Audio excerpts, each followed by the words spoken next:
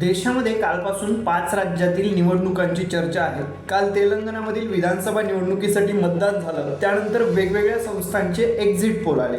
या एक्झिट पोलकडे बघितलं तर महाराष्ट्र शेजारी असलेल्या 3 राज्यांपैकी 2 राज्यांमध्ये काँग्रेसचे सरकार येईल असं जास्तीत जास्त एक्झिट पोलमधून अंदाज वर्तवण्यात आले. म्हणजेच तेलंगणा आणि छत्तीसगडमध्ये काँग्रेसचे सरकार येईल असा अंदाज आहे, तर मध्य प्रदेशमध्ये पुन्हा एकदा भाजप सरकार स्थापन करेल अशी एक्झिट पोलची एकंदर आकडेवारी सांगते. मग या सर्व एक्झिट पोलचा विचार केला तर राजस्थानमध्ये चुरशीची लढत दिसत आहे. या एक्झिट पोलच्या आकड्यावर चर्चा ह्या सुरूच आहेत. परंतु एक प्रश्न पडतो, तो म्हणजे नेमकं एक्झिट पोल तयार कसे होतात, एक्झिट पोल कोण तयार करत असतं आणि एक्झिट पोल म्हणजे नेमकं काय, ह्याविषयी जाणून घेणार आहोत या व्हिडिओच्या माध्यमातून. नमस्कार, मी प्रथमेश आणि आपण सर्वजण पाहत आहात नवराष्ट्र. मंडळी, लोकसभेची निवडणूक असो की विधानसभेची निवडणूक असो, मतदानाची वेळ संपली की लगेच एक्झिट पोलचे आकडे हे आपल्याला टी व्हीवर माध्यमामधून प्रसिद्ध झालेले, जारी झालेले पाहायला मिळत असतात. त्यावर आपण तर्क वितर्क लावत असतो. मग हे सगळे लोक नेमके आकडे कसे जाहीर करतात, हे आकडे कुठून येतात, याचा अंदाज कसा तयार केला जातो, हे विषयी आपण जाणून घेतोय. कोणाचे सरकार येणार याचा अंदाज त्यातून वर्तविण्यात येतो. या 5 राज्याच्या निवडणुका टप्प्याटप्प्याने घेण्यात आल्या आहेत. 7 नोव्हेंबरपासून याला सुरुवातही झाली. शेवटचा टप्पा 30 नोव्हेंबरला अर्थात काल तेलंगणाच्या मतदानाने झाला.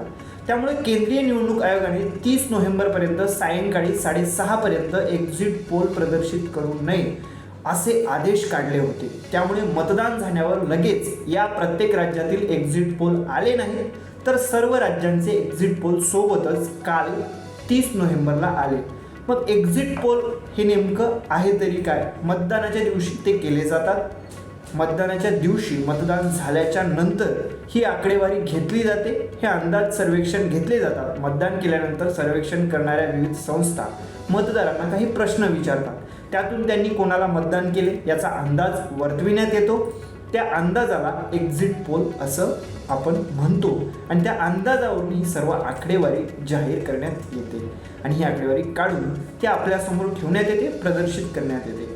एक्झिट पोल म्हणजे राज्यातील किंवा देशातील सर्व जनतेचे मत नाही, तर काही लोकांचं मत जाणून घेऊन त्यांनी कोणाला मतदान केले असा थेट प्रश्न न विचारता वेगवेगळे प्रश्न विचारून सर्वेक्षण करून हे आकडेवारी जाहीर केली जाते.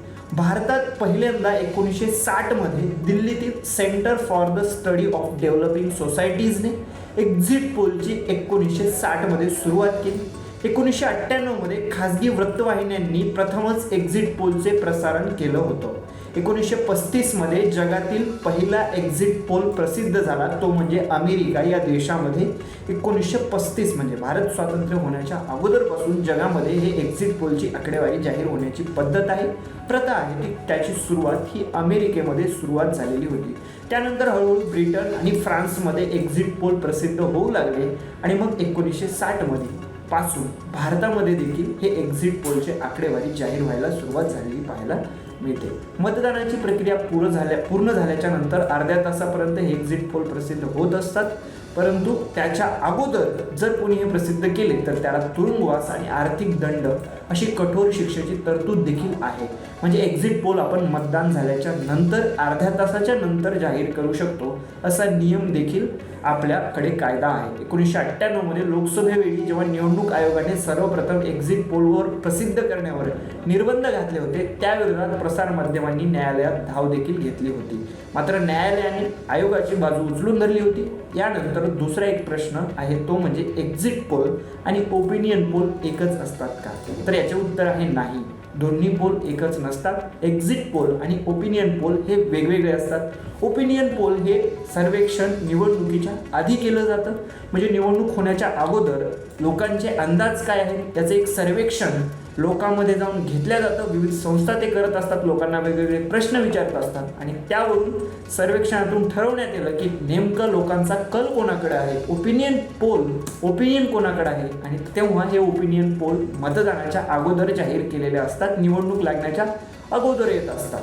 आणि त्यानंतर निवडणूक झाल्याच्या नंतर जे सर्वेक्षण केलं जातं, जी आकडेवारी येते ते म्हणजे एक्झिट पोल. त्यामुळे ओपिनियन पोल आणि एक्झिट पोल ह्या 2 वेगवेगळ्या पोल आहेत. हे 2 वेगवेगळे सर्वेक्षण असतात. या 5 राज्यामधील ओपिनियन पोल आणि एक्झिट पोल हे आत्ता आलेले आहेत. 3 डिसेंबरला निकाल लागेल. तुम्हाला काय वाटतं, नेमकं निकाल कोणाच्या बाजूला लागेल? एक्झिट पोल जे आले ते खरे ठरतील का? नक्कीच कमेंट करून सांगा. अशाच माहितीपूर्ण व्हिडिओसाठी पाहत राहा नवराष्ट्र.